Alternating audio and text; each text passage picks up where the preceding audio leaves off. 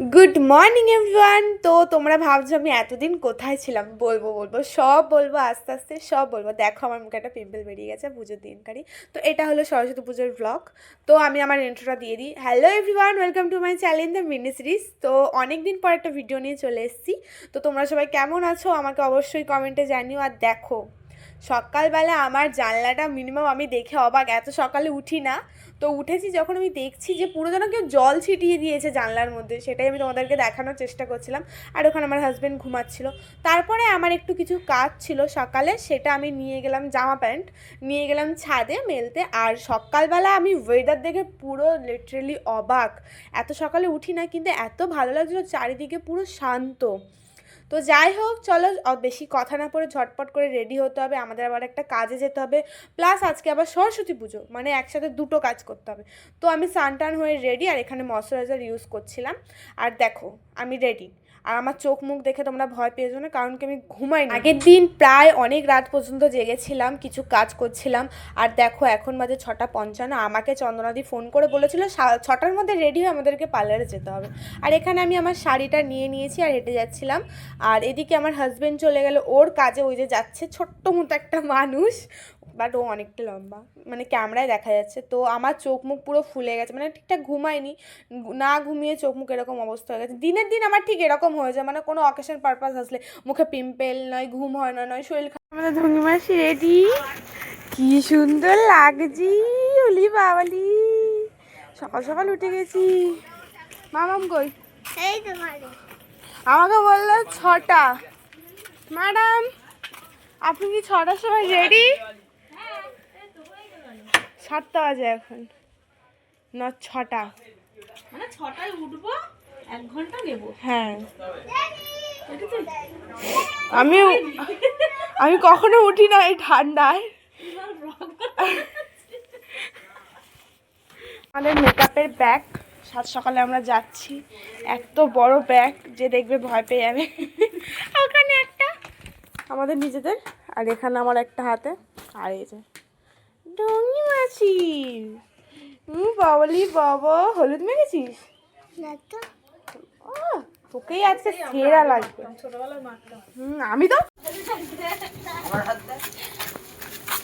তোমাদের ঠাকুর নিয়ে চলে এসছো?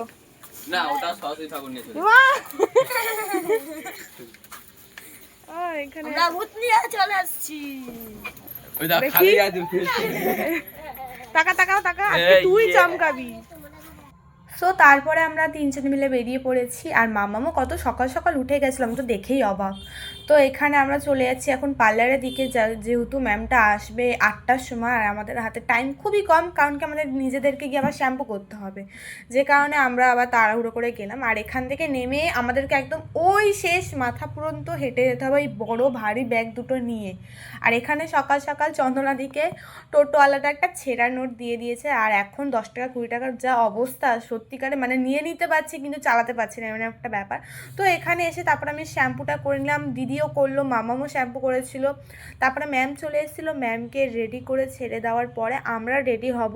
তো এখানে সবার আগে রেডি হচ্ছে মাম্মাও, আর ওকে কি কিউট লাগছিল বিশ্বাস করবে না তোমরা, সামনে থেকে ওকে এত কিউট লাগছিল না, মানে কি বলবো, আমি তো সারাক্ষণ ওকে গাল টিপছিলাম, এই করছিলাম, ও আমার কাছে ছিল অনেকক্ষণ।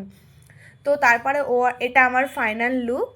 তো প্রথমে ভেবেছিলাম হেয়ারটাকে স্ট্রেটই রাখবো, তারপরে ভাবলাম না একটু কার্লি করে দেখি কেমন লাগছিল, ভালোই লাগছিল, সবাই অনেক ভালো বলেছে। আর আমাকে রেডি করে দিয়েছিল চন্দনাদি, তো অনেক থ্যাংক ইউ ওনাকে আমাকে রেডি করে দেওয়ার জন্য। আর এই যে হলো কি মাম্মাম, ওটা মাম্মামের ফাইনাল লুক, এত কিউট লাগছে বাপরে বাপ, পুরো কিউটের ভান্ডার যেন। ওর আর আমার অনেকটা ম্যাচিং ম্যাচিং হয়ে গেছে। তো তারপরে আমরা যাচ্ছিলাম মাম্মামের স্কুলে।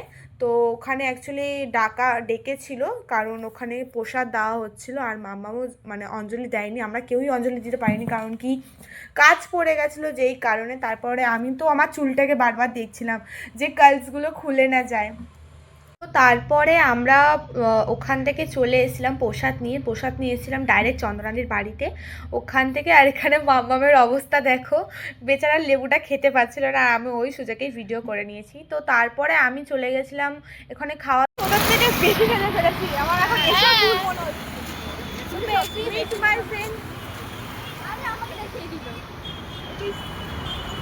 Beautiful lady.